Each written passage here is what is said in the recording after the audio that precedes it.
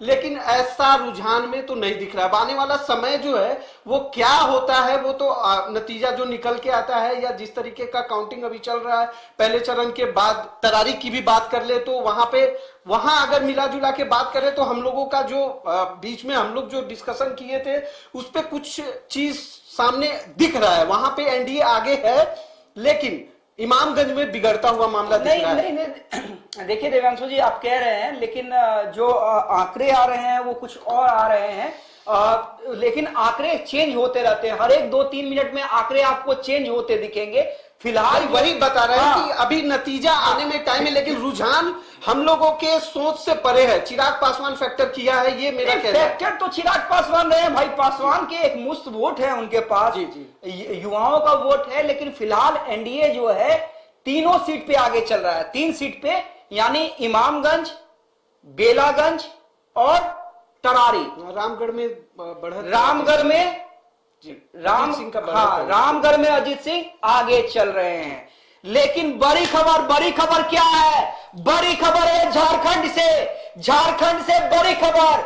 मैंने कहा था कि शुरुआती रुझान पे मत जाइएगा, नेक टू नेक की लड़ाई हो गई है झारखंड में। जहां पे 5-2 से आगे चल रही थी एनडीए, वहां पे अब 14 सीटों पे इंडिया गठबंधन और 15 सीटों पे एनडीए। 16 सीट, अब 16 सीट हो गए हैं और 2 सीट पे अदर्स, यानी निर्दलियों की भूमिका। यानी आप ये कहिए, निर्दलीय कहिए या जयराम महतो की पार्टी कहिए या जो भी कहिए, इंडिया गठबंधन 14, एनडीए अब 17, 34 सीट 81 में से 34 का रुझान अभी तक आ गया है।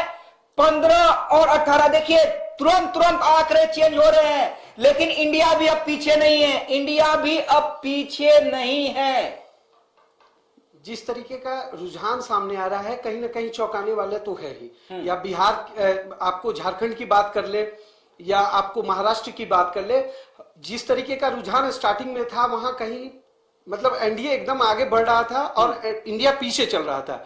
लेकिन अब जो रुझान सामने आ रहा है जो कंप्लीटली चेंज हो रहा है, कभी ऊपर कभी नीचे, और अभी भी इंडिया, ऐसा नहीं है कि इंडिया गठबंधन पीछे है, अभी भी टक्कर एकदम जो है वो एकदम बराबर का चल रहा है। आगे पीछे का रस्साकसी है। अब देखने वाली बात होगी कि आने वाले समय में ये रुझान जो है कितने नतीजा में तब्दील होता है, वो देखने वाली बात है। लेकिन अभी फिलहाल आपको बता दें, झारखंड में इंडिया 16, एनडीए 19, अदर 2, इस तरीके का समीकरण मतलब रुझान जो है वो सामने आ रहा है। और अगर अभी बात कर लेना अमित जी, तो हमारे लिए सबसे दिलचस्प होगा कि हम लोग बिहार जो उपचुनाव है उसमें जिस तरीके से प्रशांत किशोर ने अपने आप को, अपने पार्टी को आगे रखा और चारों सीट पे अपने कैंडिडेट को खड़ा किया, और वो कहीं ना कहीं तरारी में आगे बढ़ते हुए दिख रहे हैं, टक्कर देते हुए दिख रहे हैं। लेकिन 3 सीटों पे वो अभी भी पीछे चल रहे हैं, मतलब उनके कैंडिडेट उतना अच्छा रुझान उनका नहीं आ रहा है।